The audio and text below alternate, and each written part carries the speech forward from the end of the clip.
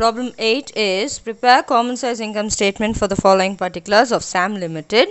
The particulars given are revenue from operation, other incomes, expenses and income tax for 2 years, that is 2015-16 and 16-17. Now this is the common size income statement of SAM Limited for the year ending 31/3/2016 and 2017. So 2 years has been given. So first step, I write down the format of the common size income statement with the income statement format also within it.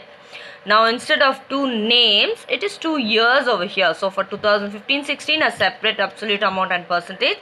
For 16-17, a separate absolute amount and percentage. Now my next step, I must put in the figures from the problem. So now I have put in the figures from the problem. Now we have to calculate the profit after tax and profit after tax for 2016, 17 and 15 and 16 also. So first 4 lakh plus 80,000 will give me 4 lakh 80,000. 4 lakh 80,000 minus 2 lakh 40,000 will give me 2 lakh 40,000. Now I must calculate 30% income tax from 2 lakh 40,000. So 2 lakh 40,000 into 30 by 100. So that will give me 72,000. So when I write 72,000 here and subtract these two, I will get 1 lakh 68,000. Now next I am going to do for 2016-17. So it's going to be 5 lakh plus 50,000 is 5 lakh 50,000. Now subtract 5 lakh 50,000 from 2 lakh, you will get 3 lakhs. Same, the income tax is going to be 30%. So 3 lakhs into 30% is 90,000. So when I subtract 3 lakh from 90,000, I will get 2 lakh 10,000. So I have finished doing the profit after tax. Next I have to calculate the percentage on revenue from operation for the first year and the second year separately.